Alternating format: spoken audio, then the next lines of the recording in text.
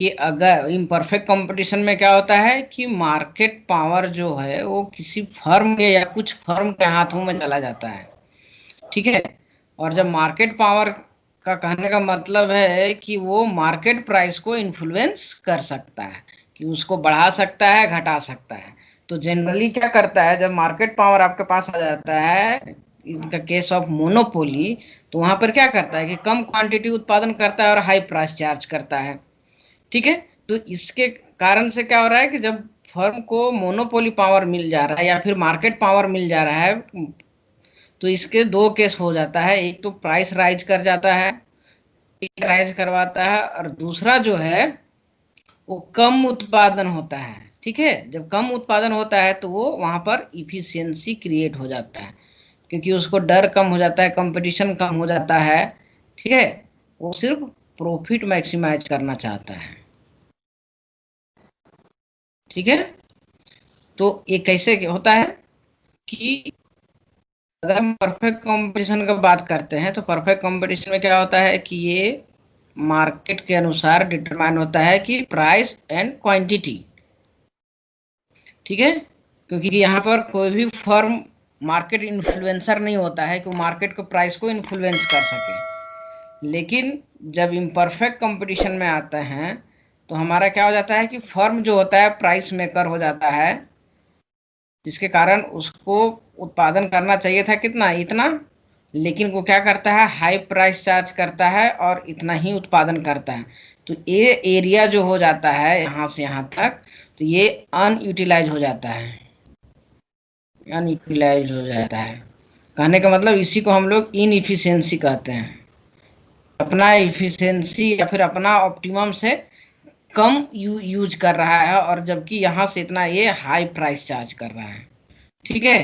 तो इसके कारण क्या हो जाएगा कि ये इतना कंज्यूमर सरप्लस जो है वो प्रोड्यूसर के पास चला जाएगा, ठीक है। तो कहने का मतलब जब प्राइस हाई हो रहा है तो सीधा सीधी डिमांड कम होता है, डिमांड कम होगा तो कंज्यूमर का वेलफेयर भी क्या हो जाता है, कम हो जाता है। तो इसका ज्यादातर इम्पैक्ट किस पर पड़ता है, कंज्यूमर पे पड़ता है और हमारा इकोनॉमी पे पड़ता है, कि मार्केट पावर के कारण लोग अपना कम्पिटेटिव नेचर को भूल जाते हैं और वो सिर्फ प्राइस चार्ज करके प्रॉफिट कमाना चाहते हैं, ठीक है। और वो जानबूझकर अपना फैक्टर्स ऑफ प्रोडक्शन को फुल यूटिलाइज नहीं करते हैं ताकि कम सप्लाई रहे और हमारा प्राइस हाई रहे। क्योंकि अगर मान के चलते हैं कि डिमांड ज्यादा है और सप्लाई कम हो जाता है, तो ऑटोमेटिक है कि प्राइस हाई हो जाएगा। तो प्राइस हाई हो जाएगा तो उसका प्रॉफिट भी क्या हो जाएगा, बढ़ जाएगा। मतलब कि परफेक्ट कंपटीशन में क्या हो रहा था, प्रॉफिट तो मैक्सिमाइज हो रहा था, लेकिन सिर्फ आउटपुट को एडजस्ट करके, जिसके कारण क्या हो रहा था, यहाँ पर इफिशियंसी अचीव हो रहा था कि वो आउटपुट बढ़ाएगा। इसका मतलब क्या है कि अपने प्लांट को ना, प्लांट को क्या करेगा, ऑप्टिमली यूज कर रहा था, ऑप्टिमली यूज कर रहा था। तो यहाँ पर इफिशियंसी ज्यादा था, लेकिन इस केस में तो इफिशियंसी कम हो जाता है। तो बात समझ में आ गया कि इम्परफेक्ट कंपटीशन में कुछ फर्म के पास क्या होता है, मोनोपोली पावर आ जाता है, और मोनोपोली पावर के कारण या मार्केट पावर के कारण मार्केट प्राइस को प्रभावित करता है, और मार्केट प्राइस को प्रभावित करने के कारण कंज्यूमर पे नेगेटिव, कंज्यूमर के वेलफेयर पे नेगेटिव इम्पैक्ट पड़ता है, और हमारा इफिशियंसी घट जाती है। जो फर्मों का इफिशियंसी होता है या फैक्टर्स ऑफ प्रोडक्शन का जो इफिशियंसी होता है वो घट जाता है, क्योंकि उसका फुल यूटिलाइजेशन नहीं होता है, ठीक है। अब देखिए यहाँ पर क्या है कि उसको डिफाइन किया गया है कि आखिर इम्परफेक्ट कंपटीशन क्या होता है, सैमुअल्सन और नॉर्दर्स के अनुसार। Imperfect competition refers to the market where there is no perfect competition because at least one seller or a buyer is large enough to influence the market price and therefore has a negative slope demand curve, ठीक है। तो इनके अनुसार क्या है कि imperfect competition में क्या होता है कि परफेक्ट कंपटीशन लागू नहीं होता है, जिसके कारण कम से कम एक सेलर या बायर, दोनों में से कोई भी हो सकता है, ठीक है। आगे बताएंगे कि बायर वालों का क्या कंडीशन है इसमें। जो मार्केट प्राइस को इन्फ्लुएंस करता है और जिसका नेगेटिव इम्पैक्ट होता है कंज्यूमर वेलफेयर पे। और इसका डिमांड कर्व जो होता है, किसका, फर्म का डिमांड कर्व जो होता है वो डाउनवर्ड स्लोपिंग होता है। जबकि परफेक्ट कंपटीशन में फर्म का डिमांड कर्व कैसा होता था, हॉरिजेंटल। ठीक है, इस केस में क्या होता है कि प्राइस हमारा कांस्टेंट होता था, आउटपुट चेंज होता था फर्म के द्वारा। लेकिन इस केस में हमारा क्या हो रहा था, प्राइस भी चेंज कर रहा है और आउटपुट भी चेंज कर रहा है। ठीक है, कि हाई प्राइस लेकर कम बेचेगा तो फायदा उतना ही होगा। ठीक है,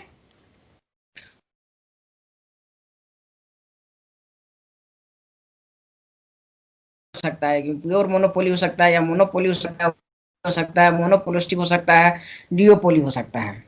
ठीक है, यहाँ पर हम किसी स्पेसिफिक मार्केट की बात नहीं कर रहे हैं। अब देखते हैं इम्परफेक्ट कंपटीशन का कैरेक्टरिस्टिक क्या होता है, या एजम्पशन भी बोल सकते हैं, जैसे परफेक्ट कंपटीशन का कैरेक्टरिस्टिक या एजम्पशन जो होता था। तो यहाँ पर देखिए, पहला जो इसका एजम्पशन या कैरेक्टरिस्टिक होता है वो हेट्रोजेनस प्रोडक्ट होता है, या प्रोडक्ट डिफ्रेंशिएशन, डिफ्रेंशिएटेड प्रोडक्ट।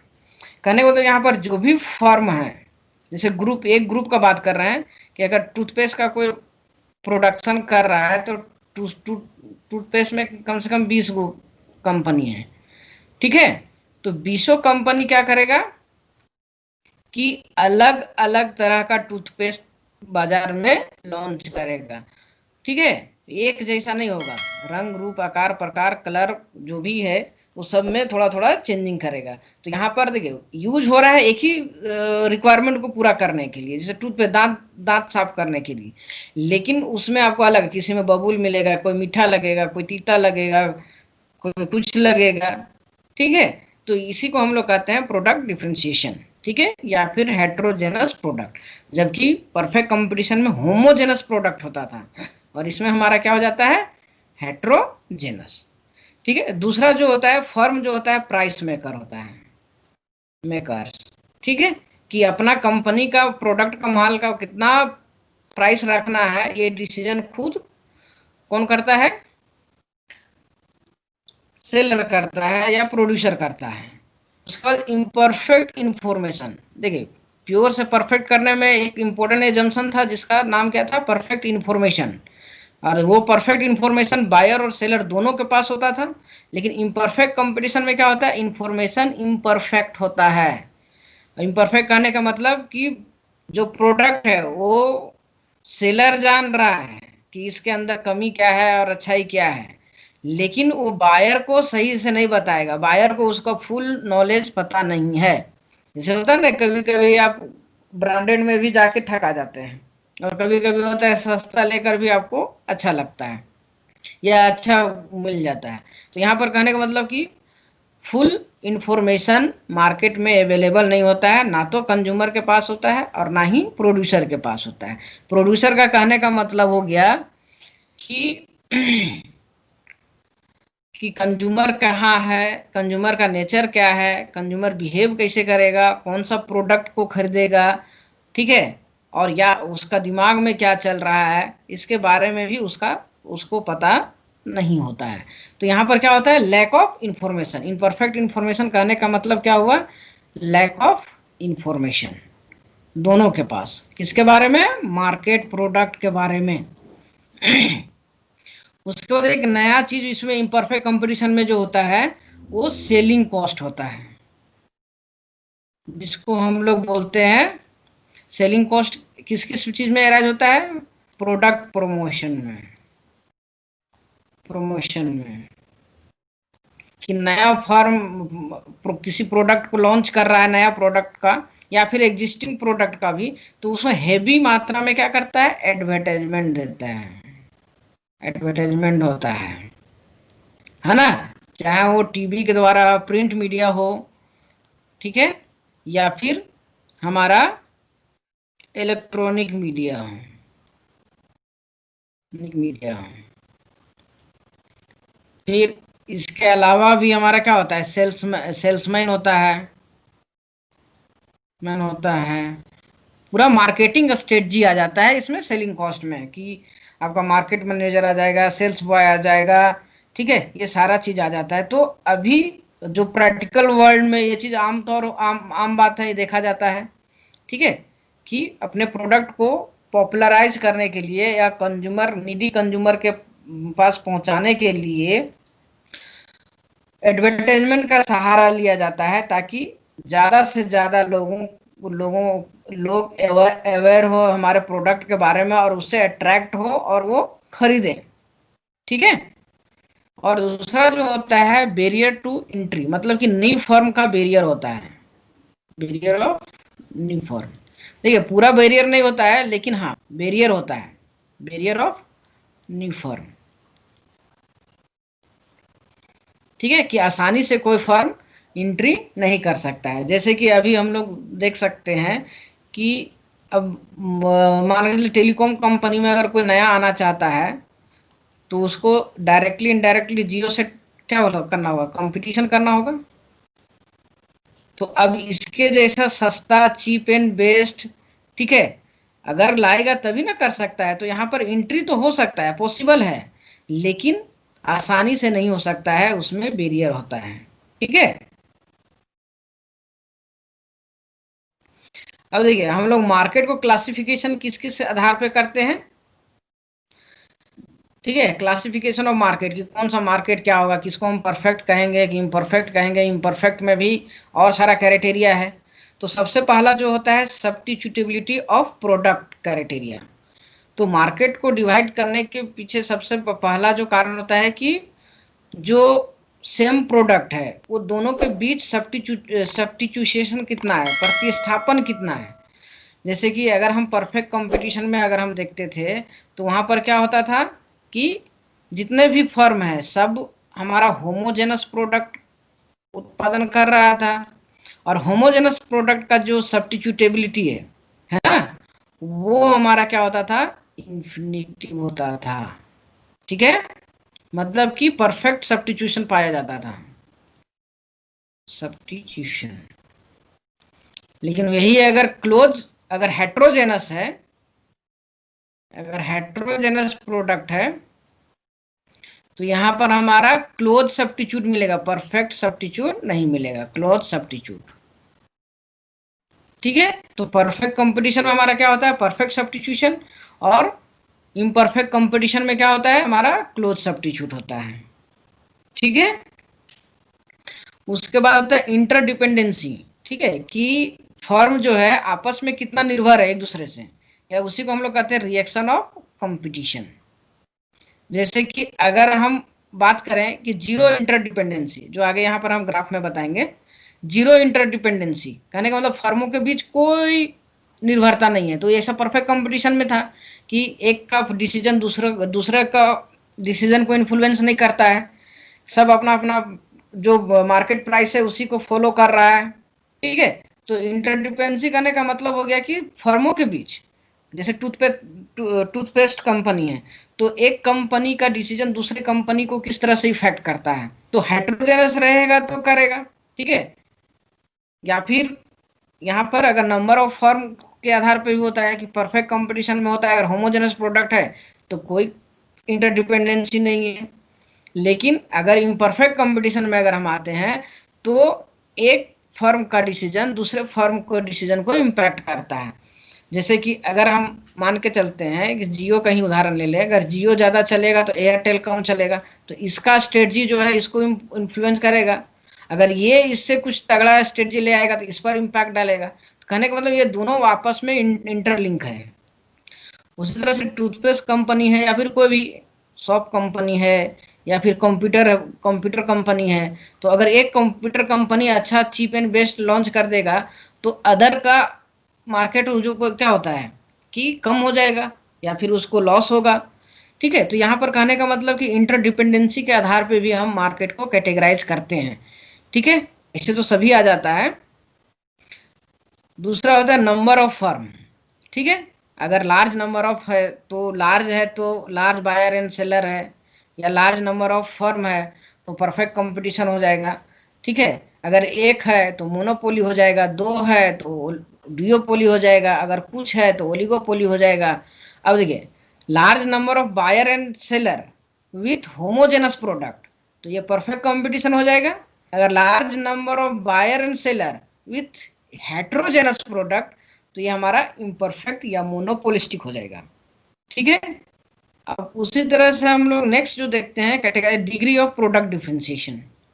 तो अगर जीरो प्रोडक्ट डिफरेंशिएशन है तो परफेक्ट कंपटीशन, अगर कुछ प्रोडक्ट डिफरेंशिएशन है तो इम्परफेक्ट कंपटीशन हो जाता है, जैसे कि ओलिगोपोली और मोनोपोलिस्टिक कंपटीशन हो जाता है। और अगर डुओपोली में दो फर्म है और दोनों होमोजेनस प्रोडक्ट का करता है तो वो हमारा क्या कहलाएगा, प्योर ओलिगोपोली कहलाएगा। ठीक है, जो आगे भी बात करेंगे। फिर एंट्री बैरियर, मोनोपोली में क्या होता है, एंट्री पूरा तरह से बैन होता है, जबकि परफेक्ट कंपटीशन में फ्री होता है। और मोनोपोलिस्टिक और ओलिगोपोली में कुछ रिस्ट्रिक्शन रहेगा। दूसरा फ्लो ऑफ इंफॉर्मेशन, जो अभी ऊपर में बात कर रहे थे, अगर सिमेट्रिक इंफॉर्मेशन है तो ये परफेक्ट कंपटीशन हो जाएगा, और एसिमेट्रिक इंफॉर्मेशन है तो इम्परफेक्ट हो जाएगा। ठीक है, समझ में आ रहा है? आवाज जा रही है जी? हाँ सर। अब देखिए, अब ये ग्राफ के देखिएगा, यहाँ पर क्या है, टाइप ऑफ मार्केट है। ठीक है, यहाँ पर सब्स्टिट्यूटेबिलिटी ऑफ प्रोडक्ट क्राइटेरिया है ना, ज्यादा भी उसको मैथमेटिकल में मत जाइएगा। फिर इंटरडिपेंडेंसी और entry, easy of entry criteria. तो इसको हम लोग देख लेते हैं। देखिए प्योर कंपटीशन, अब यहाँ देखिए प्योर या परफेक्ट, यहाँ पर एक ही लीजिएगा। तो परफेक्ट सब्स्टिट्यूशन क्या होता है, इन्फिनिटिव सब्स्टिट्यूशन होता है। ठीक है, जबकि मोनोपोलिस्टिक कंपटीशन में क्या होता है कि जो सब्स्टिट्यूशन क्राइटेरिया जो होता है वो ग्रेटर देन 1 होता है, एस इज ग्रेटर देन 0 और लेस देन इन्फिनिटिव। ठीक है, मतलब 0 से अधिक और इन्फिनिटिव से कम होता है। अगर वहीं हम प्योर ओलिगोपोली का बात करें तो ये क्या होता है, ये भी इन्फिनिटिव होता है, दोनों एक जैसा केस होता है प्योर ओलिगोपोली और प्योर परफेक्ट कंपटीशन में। देखिए प्योर ओलिगोपोली कहने का मतलब है कि दो फर्म है ना, जैसे कि ए और बी फर्म है, तो ये जो प्रोडक्ट्स का, जैसे हम लोग पढ़ते थे ना कुडनोट का, जो मिनरल वाटर का प्रोड्यूस कर रहा था, तो ये भी मिनरल वाटर का कर रहा था, ये भी मिनरल वाटर का कर रहा है, तो ये दोनों हमारा क्या हो गया, होमोजेनस प्रोडक्ट हो गया। तो इसको हम लोग क्या बोलेंगे, प्योर ओलिगोपोली। ठीक है, या फिर आप डिओपोली भी बोल सकते हैं, प्योर और ओलिगोपोली में क्या हो जाएगा कि जब कुछ फर्म है और एक ही जैसा प्रोडक्ट कर रहे हैं तब। ठीक है, प्योर ओलिगोपोली हो गया। और हेट्रोजेनस मतलब कि अब ओलिगोपोली है with heterogeneous product, pure oligopoly हुआ विथ होमोजेनस प्रोडक्ट, और ओलिगोपोली विथ हेट्रोजेनस प्रोडक्ट। तो ये भी आपका मोनोपोलिस्टिक वाला केस में आएगा। ठीक है, कि ये मोनोपोलिस्टिक कंपटीशन और ओलिगोपोली विथ हेट्रोजेनस प्रोडक्ट का क्राइटेरिया जो है सब्स्टिट्यूशन का, वो एक जैसा होता है। अब मोनोपोली में क्या होता है, जीरो सब्स्टिट्यूशन होता है, मतलब क्लोज सब्स्टिट्यूशन, उसके सब्स्टिट्यूट गुड्स तो अवेलेबल ही नहीं होता है मार्केट में। ठीक है, तो इसमें जीरो सब्स्टिट्यूशन होता है। तो ये सब याद रखिएगा, एग्जाम पर्पज से बहुत इंपॉर्टेंट होता है। अब देखिए firm interdependency, firm interdependency perfect competition में जीरो होता है, जीरो इंटरडिपेंडेंसी होता है, ऊपर डिस्कस कर चुके हैं। मोनोपोलिस्टिक कंपटीशन में भी जीरो होगा, क्योंकि यहाँ पर लार्ज नंबर ऑफ फर्म होता है। ठीक है, तो जैसा कि चैम्बरलिन दिया उसके हिसाब से आपको यहाँ पर सोचना है। प्योर ओलिगोपोली में जो इंटरडिपेंडेंसी होता है जीरो से इन्फिनिटिव के बीच होगा, क्योंकि अगर एक को ज्यादा बेचेगा दूसरा को कम होगा, तो हेट्रोजेनस के साथ भी वही होगा। लेकिन मोनोपोली में क्या होगा, इंटरडिपेंडेंसी नहीं होगा, क्योंकि उसका कोई है ही नहीं। बात समझ में आ रहा है ना? अब हम लोग देखते हैं एंट्री क्राइटेरिया। तो एंट्री क्राइटेरिया में क्या होता है, ये परफेक्ट है। अब देखिए एंट्री क्राइटेरिया हम लोग कैसे देखते हैं कि ये जो है यहाँ पर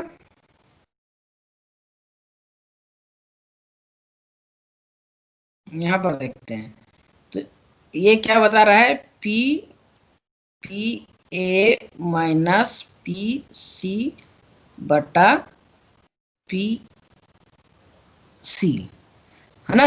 ए हो गया एक्चुअल प्राइस और पीसी हो गया परफेक्ट कंपटीशन का प्राइस, मतलब कि AC equal to MC equal to P equal to AR, और ये हो गया एक्चुअल। तो अगर दोनों एक्चुअल प्राइस और परफेक्ट कंपटीशन का प्राइस 10 रुपया माइनस 10 रुपया बटा 10 रुपया, तो क्या हो जाएगा 0। ठीक है, तो इसका मतलब क्या हुआ कि यहाँ पर एंट्री जो है वो बहुत है, इन्फिनिटिव है ना, फ्री एंट्री फ्री एग्जिट, बात समझ में आ रहा है ना। तो ये दूसरा केस में भी प्योर कंपटीशन और मोनोपोलिस्टिक कंपटीशन में दोनों में फ्री एंट्री और फ्री एग्जिट होता है, जबकि इस केस में क्या होता है, ओलिगोपोली या ओलिगोपोली विथ होमोजेनस प्रोडक्ट और ओलिगोपोली विथ हेट्रोजेनस प्रोडक्ट। इसमें हमारा क्या होता है, जो पीए होता है ये बड़ा हो जाता है। जैसे कि यहाँ पर अगर हम मान के चलते हैं 18 ले लेते हैं 18, तो ये क्या हो जाएगा 8/10। तो इसमें क्या हो जाएगा, एक ग्रेटर देन 0 पॉइंट समथिंग आ जाएगा 0.8। तो इसका मतलब जो ये हाई प्राइस लेता है, तो यहाँ पर जो इजी टू एंट्री है वो फ्री नहीं होगा बल्कि कुछ रिस्ट्रिक्टेड होगा, है ना। जीरो से मतलब परफेक्ट कंपटीशन से वहां फ्री एंट्री फ्री एग्जिट है, तो यहाँ पर कुछ रिस्ट्रिक्शन होगा। तो ओलिगोपोली विथ होमोजेनस प्रोडक्ट और ओलिगोपोली विथ हेट्रोजेनस प्रोडक्ट, ये दोनों केस में एंट्री बैरियर होता है, या फिर इसको दूसरा तरह से बोल सकते हैं कि free entry free exit, free entry नहीं होता है बल्कि उसमें कुछ रिस्ट्रिक्शन होता है। परफेक्ट कंपटीशन और मोनोपोलिस्टिक कंपटीशन की तरह हम इसको फ्री एंट्री नहीं हो सकता है बल्कि कुछ रिस्ट्रिक्शन होता है। और मोनोपोली के केस में क्या होता है, ये तो पूरी आपका ब्लॉक होगा, ब्लॉक एंट्री ब्लॉक। अगर एंट्री ब्लॉक नहीं होगा तो फिर मोनोपोली कहलाएगा ही नहीं। ठीक है, बात समझ में आया जी यहाँ पे। हेलो,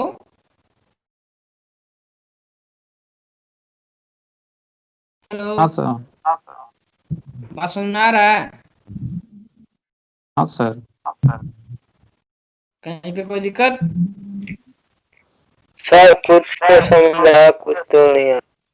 कुछ देखना पड़ेगा सर खुद से भी, पूरा समझ में तो नहीं है। कहाँ समझ में नहीं आया, बोलिए।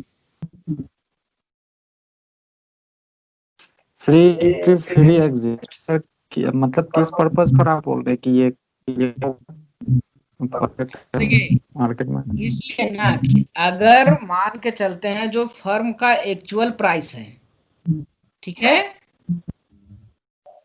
और जो प्योर कंपटीशन का प्राइस है, मतलब कि परफेक्ट कंपटीशन का प्राइस, तो एक परफेक्ट कंपटीशन का प्राइस कितना होता है, एसी, या फिर इसको shortcut AC equal to MC equal to P, मतलब एमसी और एसी दोनों बराबर होगा। तो मान के चलते हैं ये आपका जो है 10 रुपया के बराबर है, ठीक है। तो अगर परफेक्ट कंपटीशन है तो सारे फर्म एक्चुअल प्राइस भी हमारा क्या रहेगा 10, तो 10 माइनस 10 क्या हो जाएगा 0। तो यहाँ पर वही लिखता है कि अगर 0 है इसका मतलब फ्री एंट्री है ना, कोई रिस्ट्रिक्शन नहीं है। कि ये परफेक्ट कंपटीशन का बात कर रहा है कि उसका जो फर्म का एक्चुअल प्राइस या फिर परफेक्ट मार्केट का प्राइस दोनों का जो है वो बराबर है, जो उसको प्रोडक्शन करने में लग रहा है और जो एक्चुअल लग रहा है। इसको दो तीन तरह से सोच सकते हैं।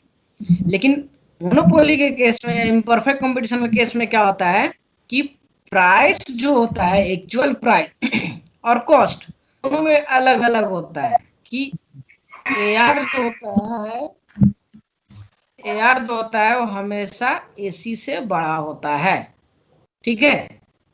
तो मान के चलते हैं कि परफेक्ट कंपनी मतलब एवरेज कॉस्ट जो है इसका 10 रुपया है और वो बाजार में रखा हुआ है कितना 15 रुपया में, ठीक है।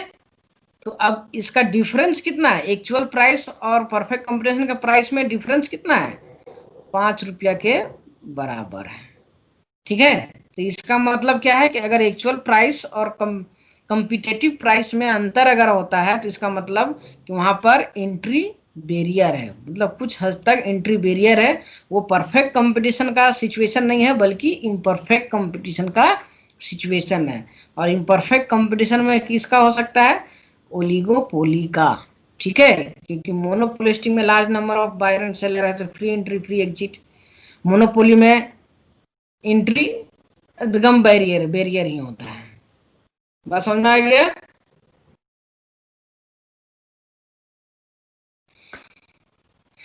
चलिए अब यहाँ पर स्ट्रक्चर को और थोड़ा सा समझ लीजिए कि टाइप ऑफ मार्केट स्ट्रक्चर और उसके साथ और क्या क्या हम लोग देखते हैं। तो इसमें देखिए यहाँ पर देखना क्या है कि उसी चीज को यहाँ पर लैंग्वेज में आपका क्या बोलते हैं कि बताया गया है कि मोनोपोली में क्या होता है, एक सेलर होता है, नो सब्स्टिट्यूट प्रोडक्ट होता है, ठीक है, number of supplier and degree of product differentiation. तो यहाँ पर एक सेलर होता है, कोई सब्स्टिट्यूट नहीं होता है, ठीक है। तो यहाँ प्रोडक्ट डिफरेंशिएशन भी क्या होगा, 0 होगा। और degree of control over price complete होगा। मोनोपोली का प्राइस पे पूरा कंट्रोल होता है, फुल कंट्रोल, वो जो चाहेगा ले सकता है, लगा सकता है चार्ज। एग्जाम्पल पे तौर पे आप इसको देख लेते हैं, जैसे ड्रिंकिंग वाटर का होता है, जैसे म्युनिसिपालिटी होता है ना जी, कि आपको जो पानी वाटर सप्लाई होता है तो एक ही कंपनी करता है, जो होता है कौन, म्युनिसिपालिटी। तो म्युनिसिपालिटी जो हम लोग का है तो वो क्या है, वाटर सप्लाई में मोनोपोली है। इसलिए देखते हैं ना कि मन करता है कभी सुबह देता है, कभी शाम में देता है, कभी मन किया नहीं देगा, ठीक है। ओलिगोपोली में क्या होता है कि फ्यू सप्लायर होता है विथ होमोजेनस प्रोडक्ट और डिफरेंशिएट प्रोडक्ट। कि अगर होमोजेनस होगा तो प्योर ओलिगोपोली होगा, और हेट्रोजेनस हो जाएगा तो ओलिगोपोली हो जाएगा, जो मॉडर्न ओलिगोपोली है, ठीक है। और इसमें क्या होता है, डिग्री ऑफ प्राइस का कुछ होता है, जो वहां पर दिखा रहा था ना, E = ग्रेटर देन 0, वो चीज यहाँ पर है ना, कि प्राइस वहां पर ज्यादा है और इसमें कंट्रोल जो है, ठीक है, मार्केट कंट्रोल, कंट्रोलिंग पावर किसके पास रहता है, फर्म के पास रहता है। लेकिन पूरा नहीं होता है, मोनोपोली की तरह नहीं होता है, बल्कि कुछ होता है, थोड़ा सा होता है। जैसे अगर अभी जियो चाहेगा जितना चाहे उतना पैसा नहीं लगा सकता है, और सॉरी प्राइस नहीं चार्ज कर सकता है, क्योंकि उसका भी लिमिटेशन है। लेकिन अगर वही अकेले रहता तो कुछ भी चार्ज कर लेता, ठीक है। मोनोपोलिस्टिक में क्या होता है, मेनी सप्लायर होता है विथ प्रोडक्ट डिफरेंशिएट होता है ना, कि एक कंपनी अपना ही एक ही प्रोडक्ट को अलग अलग तरह से बना सकता है। जैसे कि देखते हैं ना आप लोग को ये हाँ, लाइफ बॉय का देखिए, डिटोल को देखिए, तो क्या होता है कि 10 रुपया वाला ही डिटोल है, लेकिन उसमें देखिए कलर अलग रहेगा, तो उसका सेंट अलग रहेगा, तो कुछ और अलग अलग करके देगा। तो टूथपेस्ट में वही देखते हैं, क्योंकि है वही चीज 10 रुपया का ही, लेकिन किसी में नमक है, किसी में नींबू है, किसी में क्या है, ये सारा चीज रहता है। तो इसका कहने का मतलब क्या होता है कि मोनोपोलिस्टिक कंपटीशन में क्या मेनी सप्लायर होता है, मतलब लार्ज नंबर ऑफ सेलर होता है विथ प्रोडक्ट डिफरेंशिएशन। इसमें भी मार्केट का जो कंट्रोल होता है वो कुछ होता है, ठीक है। तो ओलिगोपोली में बेसिकली कौन कौन आते हैं, व्हीकल मैन्युफैक्चरिंग, जैसे कि केमिकल हो गया, ये सब चीज आ जाता है। कुछ रहते हैं जैसे कि टूथपेस्ट कंपनी कितना है, 10 या 12 को होगा, ठीक है। टेलीकॉम कंपनी है, व्हीकल जो मोटरसाइकिल बनाती है वो भी कुछ ही है, 10-12 को होगा गिने चुने, तो वो सब ओलिगोपोली के अंतर्गत आता है। मोनोपोलिस्टिक कंपटीशन का एग्जांपल एक तो क्लॉथ होता है, दूसरा आप फास्ट फूड को ही ले सकते हैं। जैसे कि अगर आप समोसा देखिए, है ना, तो समोसा एक नहीं ना बनाता है जी, पूरे रांची में चल जाइए तो आपको कम से कम 10-20 हजार मिल जाएगा बनाने वाला, पूरा अगर रांची एरिया में जाइएगा तो कम से कम 500 तो मिल ही जाएगा। तो सबका समोसा क्या होता है कि प्राइस तो करीब करीब सेम ही रहेगा, 5 रुपया रहता है, कुछ हद तक अलग रहता है, तो उसके साथ आपको चटनी कुछ और देगा। तो इस तरह से के केस में आपका क्या होता है कि मोनोपोलिस्टिक कंपटीशन होता है। उसी तरह से अगर आप पनीर बटर मसाला लेना चाह रहे हैं, तो एक छोटा सा दुकान से लेकर बड़ा होटल में तक जाइएगा तो आपको पनीर बटर मसाला वही मिलेगा, लेकिन उसमें प्राइस अलग अलग मिलेगा, ठीक है। बात समझ में आ रहा है ना। तो देखिए ये सारा चीज जो था हमारा सेलर के हिसाब से मार्केट डिवाइड किया हुआ था। किसके हिसाब से किया हुआ था, सेलर। और ये 2 कैटेगरी जो होता है ये बायर के अनुसार से कैटेगराइज किया होता है, जिसको हम लोग बोलते हैं मोनोप्सोनी और ओलिगोप्सोनी। तो मोनोपोली में क्या होता है, सिंगल सेलर होता है और इसमें सेलर जो होते हैं बहुत सारा होता है, लेकिन खरीदारी करने वाला एक ही होता है, ठीक है।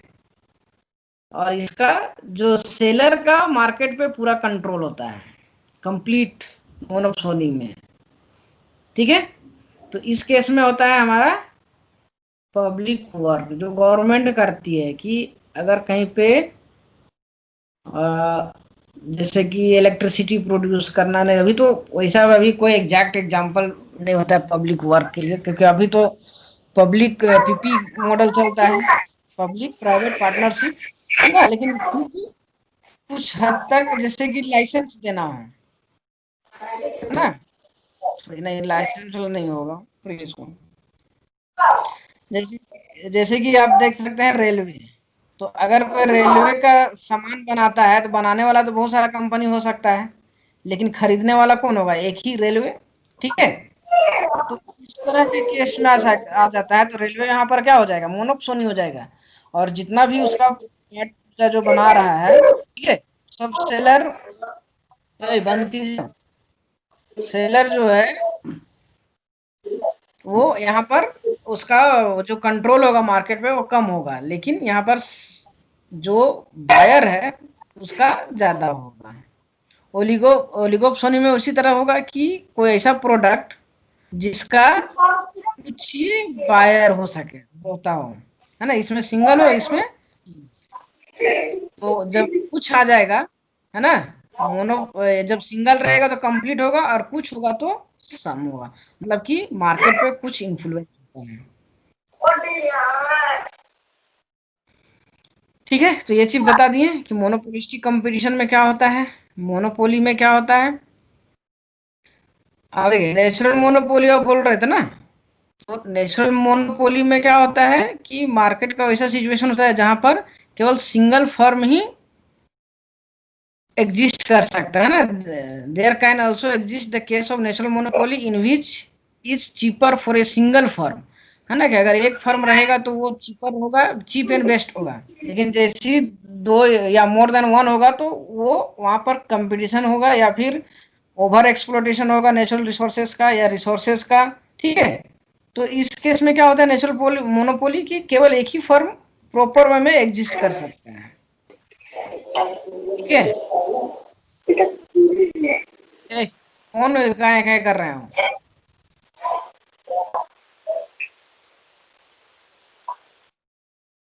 ठीक है। जैसे पब्लिक यूटिलिटी इलेक्ट्रिसिटी वाला देखिएगा, जो भी रहता है इलेक्ट्रिसिटी स्टेट में वो एक ही को रहता है, ठीक है, या फिर डिस्ट्रिक्ट लेवल पे म्युनिसिपैलिटी में जो भी है एक ही को रहता है, ठीक है।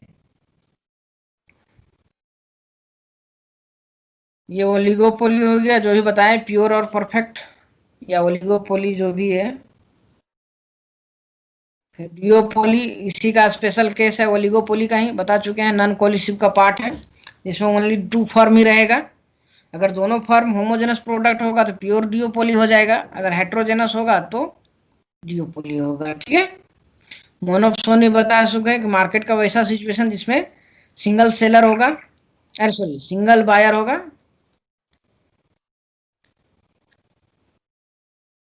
सिंगल बायर होगा, और ओलिगोपोली में क्या होगा कि फ्यू बायर होगा,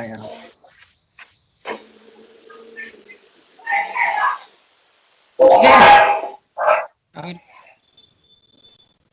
ये दोनों इसके पास मोनोपोली में कंप्लीट मार्केट पावर होगा, मार्केट पावर जो प्राइस को इन्फ्लुएंस कर सकता है, और इसमें इसका क्या होगा, सम होगा, ठीक है।